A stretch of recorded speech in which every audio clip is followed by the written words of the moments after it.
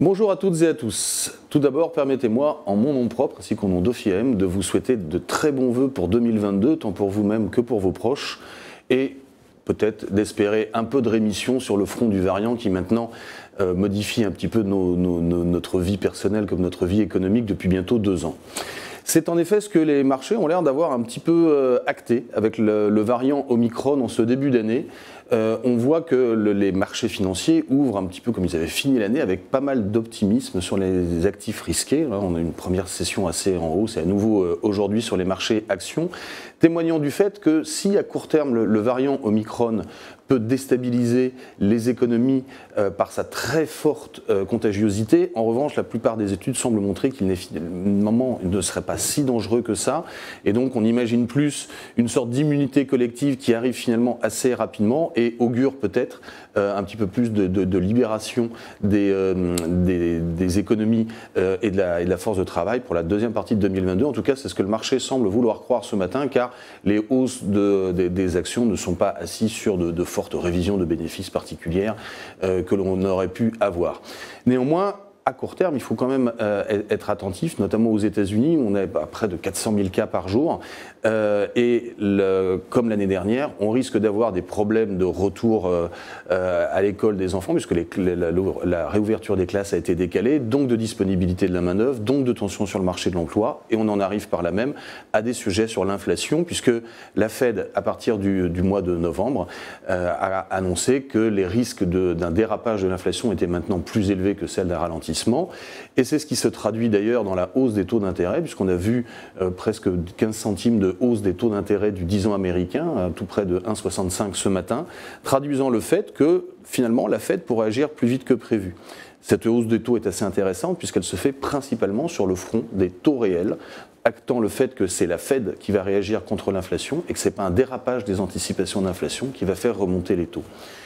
Je rappelle, notre scénario sur 2022 est une hausse assez modérée des taux d'intérêt sur le 10 ans américain, autour de 2, actant la trajectoire de remontée des taux de la Fed un peu plus rapide qu'anticipé, mais pas forcément plus élevée à terme que ce que nous avions.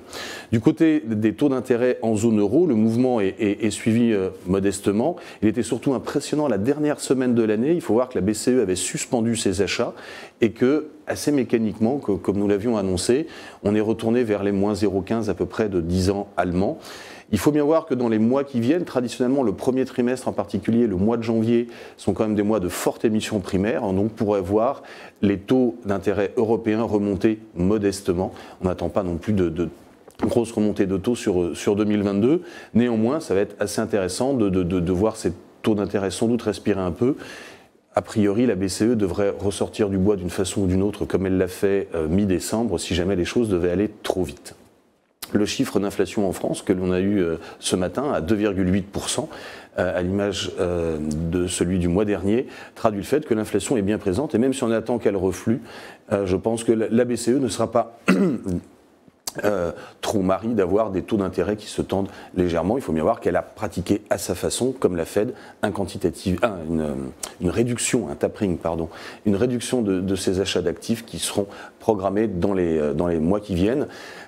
À noter que cette année encore, on aura des émissions primaires nettes qui seront négatives, c'est-à-dire que la Banque centrale va acheter plus que ce qui ne sera émis net des tombées et des versements de coupons, mais de façon nettement moindre que l'année dernière, ce qui est plutôt dans la ligne de ce que nous attendons sur les taux d'intérêt. Enfin, pour conclure, les marchés actions démarrent assez positivement. Nous étions repassés positifs il y a à peu près 8 à 10% sur les indices. Sur les scénarios 2022, notre vue n'a pas tellement changé. Nous attendons des marchés actions qu'ils réalisent en performance avec les dividendes, ce qui est attendu dans les hausses de bénéfices, c'est-à-dire autour de 7 à 10%. Néanmoins, la trajectoire sera très probablement moins linéaire que celle que nous avons pu observer en 2021 dans cette phase de recovery de l'économie. Dans les sujets à surveiller à assez court terme, il y a 2 points principaux. On voit qu'au niveau de l'énergie, les tensions avec le redémarrage et un peu l'optimisme, sont à nouveau, portent à nouveau le prix du baril vers une nouvelle hausse. On va voir que l'OPEP, qui se réunit encore aujourd'hui, ne va pas forcément chercher à ralentir cette hausse tout de suite dans un premier temps. Donc on pourrait avoir à nouveau un sujet sur le prix du pétrole. qui peut être augmenté par les débats entre les États-Unis et la Russie autour de l'Ukraine, où ça allait un petit peu mieux, provoquant la rechute du prix du gaz, et là ça revient à nouveau de façon moins bien. Ça va être à surveiller, car le prix de l'énergie va être effectivement très rapidement un facteur essentiel sur l'inflation, mais également sur la reprise, car une énergie à un prix trop élevé pourrait freiner le redémarrage. Le deuxième point qui est important, c'est en Chine, où le principe suivi n'était pas la politique de vaccination, mais la politique de zéro Covid. Politique assez pragmatique, dans la mesure où le Sinovac est quand même nettement moins efficace que les autres vaccins, le vaccin chinois, et il a été, les premières études qu'on a montrent que visiblement sur le variant Omicron, il a très peu d'impact. Et on imagine mal la Chine commander des doses de Pfizer ou de Moderna. Du coup, la politique zéro Covid avec le variant Omicron pourrait provoquer à nouveau des problèmes de rupture d'approvisionnement, dans la mesure où en Chine, on peut assister très rapidement à des confinements généralisés de provinces énormes de production qui sont utilisées pour le reste de la planète. Ça va donc être un point à surveiller, dans la mesure où le variant Omicron, on l'a déjà dit, est particulièrement contagieux. Donc sûrement des phases de volatilité dans les mois à venir, mais peut-être, portée par les marchés, une sorte d'immunité collective qui se développerait sur un variant moins dangereux et assez contagieux dans les trimestres qui viennent. C'est en tout cas le scénario que semblent acheter les marchés en ce début d'année 2022. Je vous remercie pour votre attention et je vous dis à la semaine prochaine.